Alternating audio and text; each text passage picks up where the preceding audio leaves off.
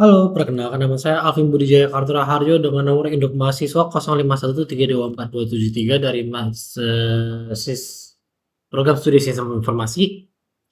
Kali ini saya akan menjawab tugas 3 aktivitas belajar 12 dari mata kuliah pemrograman berbasis bentar, pemrograman berbasis perangkat bergerak. Ya. Berikut saya akan tunjukin soalnya. Di sini saya ada tugas buatlah sebuah proyek baru untuk menampilkan API data di cryptocurrency. Membuatkan tampilan dan bukan sebagai berikut. Nama atribut kolom dan kurang lebih tampilan seperti berikut. Tampilan jelas, file yang dibuatkan penampilan data sertakan source code dan teks atau file. Oke, perlu saya ingatkan terlebih dahulu bahwa saya sudah mengerjakannya dan saya tidak akan mengulangi cara mengerjakannya. Karena kenapa? Akhir-akhir ini ada beberapa kasus dengan laptop saya di mana laptop saya itu tidak bisa berjalan dengan baik ketika saya sedang coding sekaligus dengan merekam. Alhasil, saya terpaksa harus menunjukkan saja kodenya dan saya jelaskan sedikit apa isi kode saya. Sebelumnya saya menjelaskan dulu tentang API ini, datanya seperti apa. Saya jelaskan di sini. Ini berikut API. Ini saya belum update semuanya. Kalau kita lagi berubah lagi. Ini ada isi data dengan ID, simbol, nama, dan lain sebagainya macam. Ini kita bisa ambil data sebagian tersebut untuk kita bisa pakai di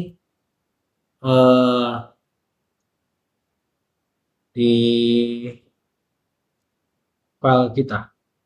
Berikut soalnya. Oke. Langkah pertama itu kita install. Coba saya cek ada riwayatnya atau enggak di sini. Seperti nggak ada riwayatnya ya. Ya dia. Pertama kita install dulu Feed. Feed itu apa? Feed itu bentuk template yang sini nih. Dia akan mendownload dan akan menjalankan. Lalu ketika sudah jalan running, kita akan running aja di filenya. Lalu setelah running, dia akan langsung kesambung dengan memberikan localhost. Contoh, ketika kita jalanin ini, harusnya ada localhost di sini. Cuma karena ini mati, maksudnya udah running, jadi dia tidak memberitahu localhostnya itu berapa, portnya berapa.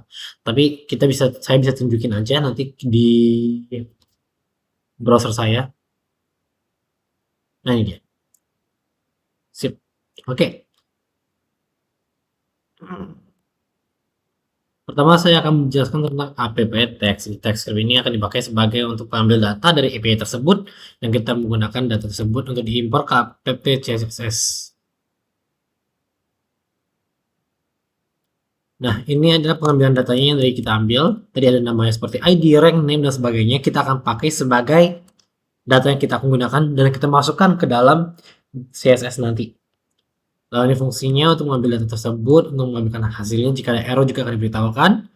Ini adalah set untuk mengambil data tersebut dari API mana dan dia fetch code-nya jadinya. Nanti jika ada masalah untuk fetch code dan lain-lain, nanti ada tulisan di mana dia akan bilang set fetch code error, fetch error. Di sini dia akan meload data dan di sini dia mengubah data tersebut untuk mengambil bentuk angkanya dari US dollar itu. Di sini kita bisa dapat fractionnya berapa dari minimumnya sampai ke maksimum berapa. Dan di sini dia akan memberikan class name dan itu akan dipakai untuk perantara sebagai penamaan di CSS tersebut. Sebagian juga ini akan timbul atau muncul juga tanpa menggunakan CSS. Karena kenapa? Karena ini akan di loading juga. Salah satunya load juga. Tapi nanti harusnya itu kesambung juga di sistem saya di sini. Ini semua adalah penamaan dari di sistemnya namanya apa sebagai macam dan itemnya apa dan posisinya rencananya mau di mana dan sebagainya macam. Ini semua akan tersambung kepada app CSS yaitu berikut.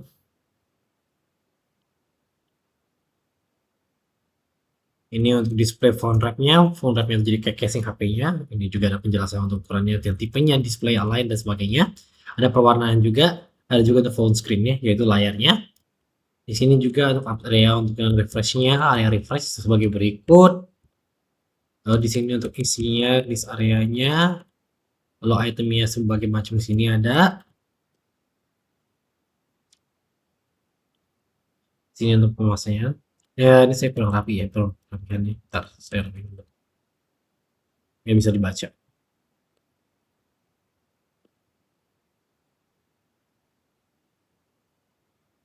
Oke, ini dan ini untuk menguasai centernya, untuk item-itemnya dikasih kasih warna segala macam, untuk teksnya segala macamnya. Anggap aja untuk app TXS itu TypeScript system di mana dia berfungsi untuk mengambil data dan meload data tersebut dengan berbagai macam string untuk menyambungkan tersebut ke app CSS. Dan app CSS akan meload data tersebut dan mengubahnya sebagai visual yang dibutuhkan oleh pengguna. Karena tadi kita sudah menjalankan dalam bentuk host, alhasil kita bisa mencoba untuk menjalankan kembali di sini. Saya sempat udah mencoba menjalankannya ya. Di sini ada, kalau lihat ini gambar feed dan ini sudah berjalan. Coba kita biarin dulu.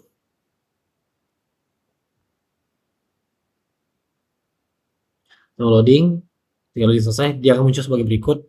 Ini data-data yang terbaru. Jika kita load di sini juga harusnya sama ya. Nah, ini yang kita anggap yang ini aja, ambil datanya. Yang 0942,24 sama ini akan mencapai rank 100.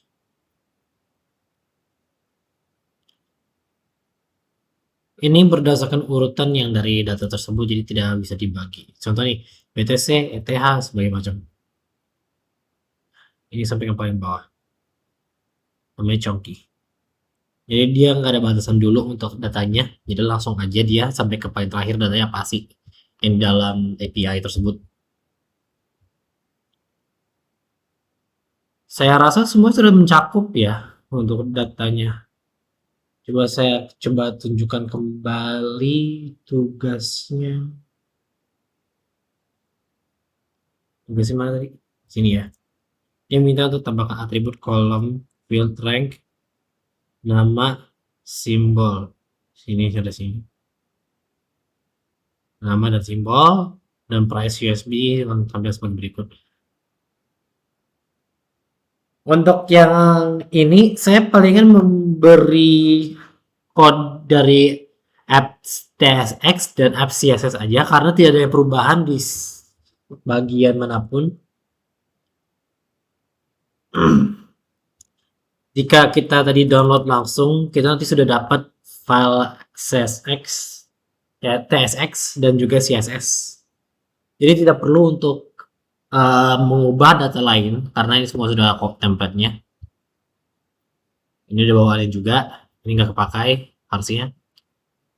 Ini juga nggak kepakai, ini normal tidak perubahan. Jadi ini dan ini akan saya upload berbarengan dengan PDF, tapi saya akan pisahkan aja, pencegah tidak bisa dibuka oleh PDF-nya.